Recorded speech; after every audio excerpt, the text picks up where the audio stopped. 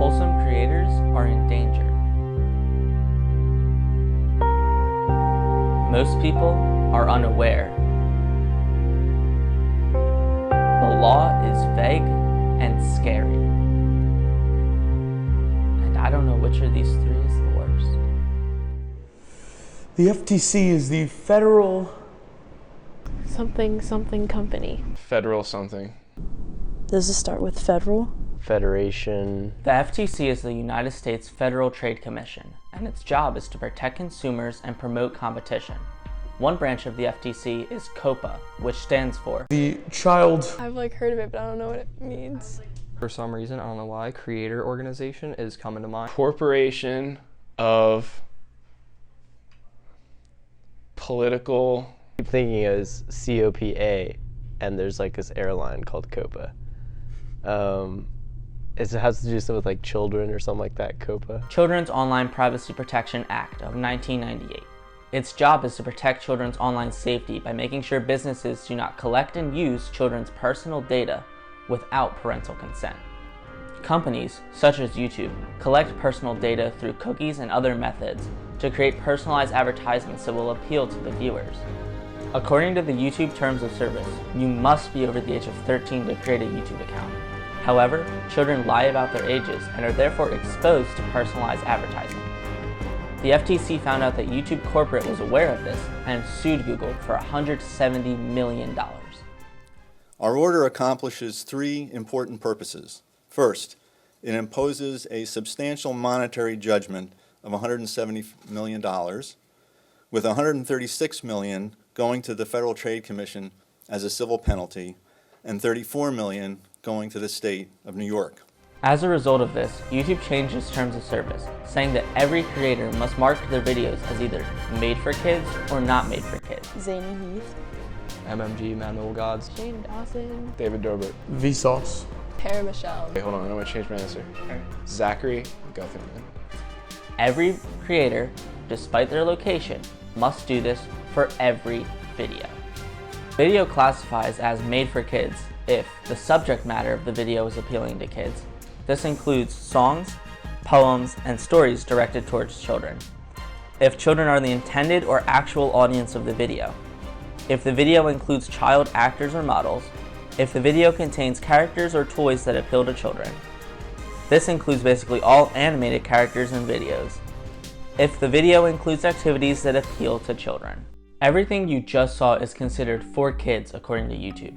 Some are obvious, others are not. The law is very vague, and according to YouTube, if a video could attract children based on the thumbnail image, then it must be marked as made for children, even if the content is blatantly not for kids. The analogy that I think of, imperfect, is the expression about shooting fish in a barrel. And YouTube is the barrel, and the content creators are the fish. And so it's a place where this content is centralized, and essentially it's easy for us to find. When a creator marks a video as made for kids, they will automatically lose all likes, comments, cards, end screens, notifications, and personalized advertisements on that video. This means that they will lose 60 to 90% of their revenue. And for creators who do YouTube full-time, this is a massive decrease in revenue. It does not matter if you're reviewing a limited edition action figure, showing an adult-themed Lego set, or creating animations with jokes targeted toward adults. If the video looks, and only looks, like it could attract a child, it must be labeled made for kids. Well, I think that we have a variety of tools at our disposal to cull through those 23 million channels and in an expeditious way. I mean, this is the way that we generally enforce Coppa, is by actually reviewing content to determine if it's directed to children. We have a variety of factors in our rule that we consider when determining whether or not content is directed to children. If you mark a video as not for kids and the FTC finds that the video is a clear violation of the rules previously mentioned, you, the creator, can and will be fined up to $42,000 per video. You can do a lot with $40,000. You can pay off car insurance, pay off part of your mortgage, you can pay off... A lot of money? I don't know what $42,000 looks like. $42,000. That's like a year's of tuition right here, so. This is the law. This is serious and will have a massive effect on YouTube, on its creators, and most of all on you, the viewers.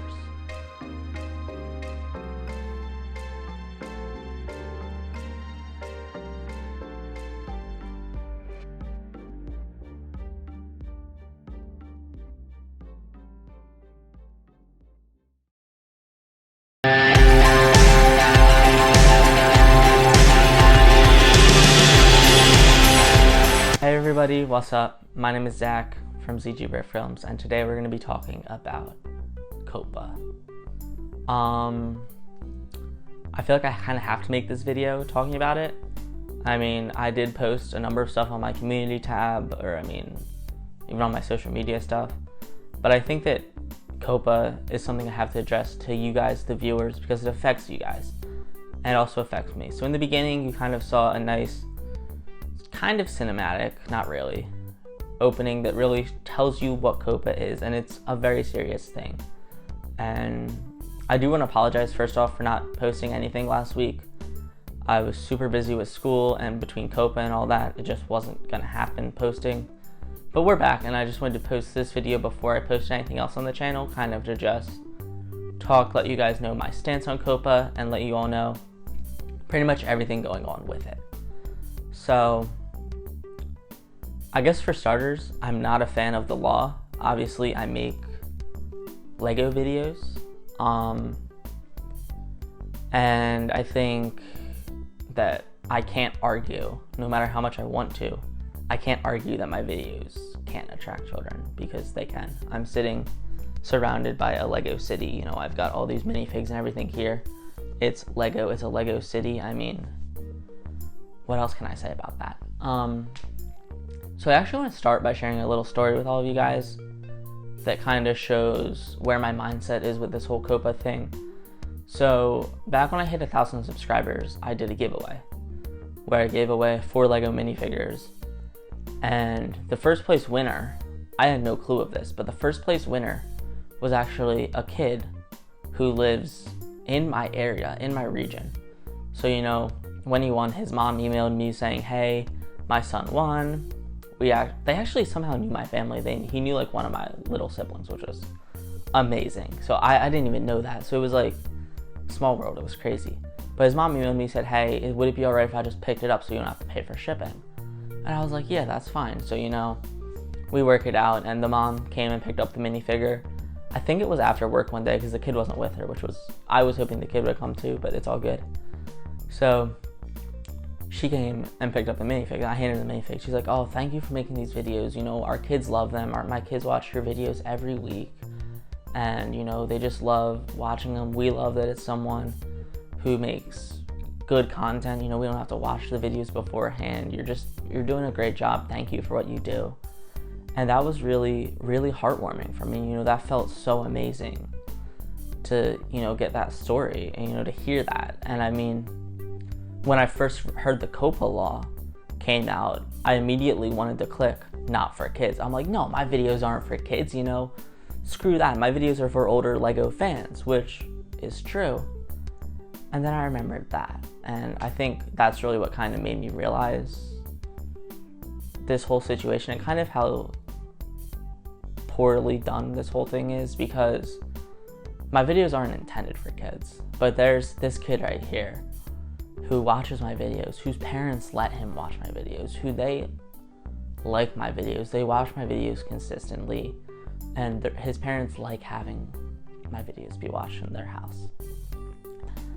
And that to me, you know, when I realized that, I'm like, hey, whether I like it or not, and I do like it, my videos are made for kids because it's Lego.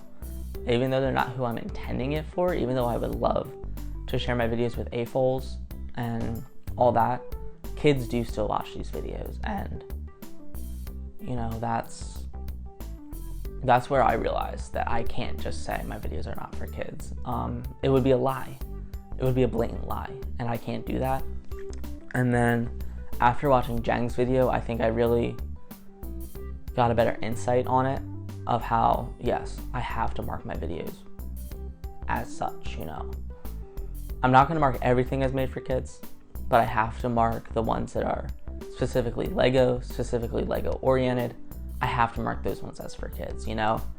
Stuff in my Lego city, I think there's no way I can even try to say that that's not gonna attract children. I mean, yeah, I put like pop culture references in my city, but that's not enough. You know, I think those videos have to be marked as for kids. Mocks, probably, reviews. Something like this is obviously not for kids. This is just me talking to you guys. I think my new podcast series, which I started, that's not gonna be for kids. I'm hoping it's good like that. I might need to actually film more videos like this where I'm just talking to the camera, but we'll see about that. So yeah, that's kind of like my general, what I'm doing about that. You know, it does suck. I love reading YouTube comments. I think I'm actually more upset about the comments than about the monetizing thing. Some of you may notice I did just recently start monetizing my videos on YouTube, and you know, that was a fun experience. I mean, I'm really glad I did do that, but that's not what matters to me because I've been making my videos all out of pocket anyways. The revenue, the little revenue it is, isn't that much of a difference, but I love reading all the YouTube comments. I love knowing what you guys have to say, whether it's a good comment or a bad comment, you know, even like the hate comments or something. I enjoy reading them. I enjoy reading all the comments on the channel, and I think it's really difficult to not have that anymore. You know, I love having my comments. I don't want to lose my community tab. I've been posting on that a lot recently. But yeah, so I don't like that I have to make my videos set as made for kids. I would rather not. But first off, to play it safe, the fine, if I were to get fined, the highest fine is $42,000, which that's a lot of money. You saw in the beginning what all my friends had to say about that, but it's basically how much money I'm paying to go to college right now for a year of college. That's my tuition. That's my college tuition there. So if I get one video flagged by the FTC, then I basically can't afford that, you know. I have to pay a government fine. Then I don't want to do that, you know, but you have to, and you know, that is a scary risk, and I don't want to have to risk that. I don't want to be in the position where I risk that, if that makes sense. So yeah, I'm playing it safe for now. I mean, as time goes on, if it turns out that it's not as big of a deal as everyone's saying it is, which I hope that's how it is, but I honestly don't know, then yeah, I can always change it. Like, you know, I can always mark a video for kids now, and then in a couple months we're like, okay, this actually isn't technically considered for kids because everyone else is doing the same video. It's all safe, you know. But until then, I'm playing it safe. That's basically all I'm saying. And I do want kids to watch my videos. You know, I've seen a lot of videos of people who are planning on changing their content or changing little things to try to make their content, you know, more mature, I guess. And I mean, I don't like that. I honestly think that if you go around changing who you are, your values, your content because of this law, then YouTube and Coppa have won. You know, when I heard, I'll say an unnamed YouTuber, an unnamed Lego YouTuber, start cursing in their videos, I did not like that.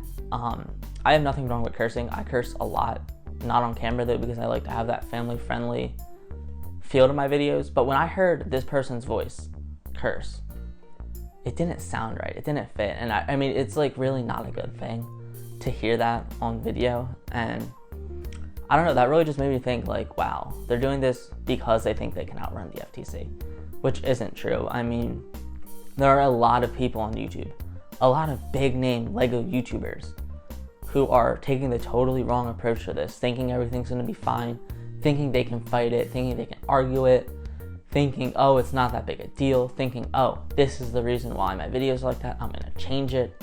And I don't like that. I think that the best way to go about this is to just keep doing what we're doing. You know, if I was to stop filming videos in my Lego city because they would get flagged as for kids, then I lost. Then that's my loss, and I'm basically falling into the trap of money's more important than YouTube. Granted, I don't make a living off this, and some of them do, and I can understand that to a point, but we just have to be smart here. We have to not change who we are, not change who the LEGO community is, because I think everything hopefully is going to work out. Even if not, you know, financially, things are just going to work out in general. So I seriously think that we as the LEGO community, as LEGO YouTubers, need to be smart about this. You know, don't completely change who we are. Don't take away our values as LEGO community, because the LEGO community is so great. And I mean, then Coppa comes in and YouTube says you have to decide if your videos are kid friendly or not. I don't think all our wholesome LEGO content should automatically turn kid friendly.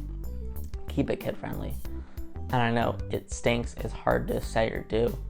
You know, yes, you're taking major losses, but I think that if we change who we are, then that's going to have an even bigger effect, because, you know, people love the LEGO community. And we need to just stay being that greatness. You know, there's so much more to the LEGO community than YouTube, but YouTube is a major part of it. And if the LEGO community on YouTube starts going bad, then what happens to the rest of it? So I think that kind of makes it clear that the future of this channel is still going to happen. There's still going to be a bright future for the channel. I want to really kick this podcast off. I think that, especially because I'm not going to be marking those as for kids, because that's just kind of me talking about, even though it could be about LEGO, it's kind of a more mature type video. I think that'll pass just fine. So those are going to keep going. And I hope more people start catching on to them, because I think it's a decent idea. You know, just to make a quick 5-minute thing that goes by real fast. That's the goal with that. As for the rest of the videos on this channel, they're going to just keep happening.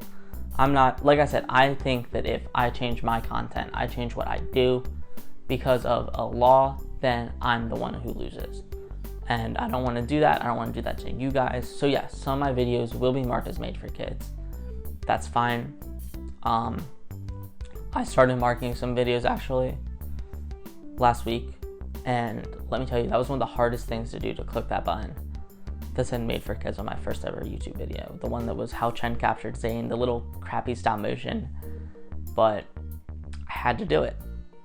It's clearly made for kids, according to YouTube. So once I started, I was kind of like on a roll. Some of my videos have not been marked, so that means the channel as a whole is going to be on a video by video basis, which is good. But yeah, that's really that. So I guess now I just want to mention kind of like my overall thoughts on this as a whole. The Coppa law. I get that kids should not have personal advertising. I mean, I get that taking data from a young kid is a bad thing. But I think that what basically happened, like the fish in a barrel analogy kind of, is YouTube got in trouble for something. YouTube got in trouble for something the viewers did, and is blaming it on us creators. That's basically what it is, in a nutshell. And I don't think that's fair at all. I mean, because I can't control what kind of advertising gets put on my videos. Actually, I'm sure I could if I really tried, but I can't control that. I can't control who watches my videos, but yet we're still the ones getting in trouble for that. I also think that the way YouTube's doing it now with marking a video for kids or not for kids is a good start, but it's not going to stop everything, which is, you know, the thing, you really can't stop all personalized advertising towards children. I mean, and the example I think of is take a video on a channel that we'll say has a clickbaity thumbnail of, say, a Sports Illustrated model on it. That is clearly not for kids at all, by any means, by any of the circumstances I read to you. A video about Sports Illustrated models is not for kids. However, you've got 10, 11, 12-year-old young boys who may see that and be like, click, because they want to watch that, see that, and then there's an ad on it, it's a personalized ad, and then the cycle starts all over again. You know, what I'm basically saying is, even if something is blatantly not for kids, doesn't follow any of the requirements as a video made for kids, there's always a possibility kids could still watch that, you know, and then get exposed to the advertising again. So it's basically a loop, and I don't know how to really stop that unless YouTube were to get rid of all personalized advertisements, which I think is actually the only way that this can actually be solved, is if all personalized ads goes off YouTube. And I mean, that would be a major thing. Obviously they don't want to do that, and I get why YouTube wouldn't want to do that, but if YouTube is actually concerned about for kids and keeping the kids safe under the Coppa law, I think that's the only way it can be done. That's just my 2 cents. It doesn't mean anything. That's just what I think, though. I think that's the only way that could actually happen, is if all personalized ads got off. Because like I said, a 12-year-old kid clicks on that Sports Illustrated video, that is 120% not for kids, yet they're a kid and they still clicked on it. So that's just the way I look at it. That's like a stupid analogy, but I think it makes sense. You know, that was honestly the only analogy I could think of where something was clearly not for kids, but a kid would still click on it. So yeah, that's basically where I'm at with that.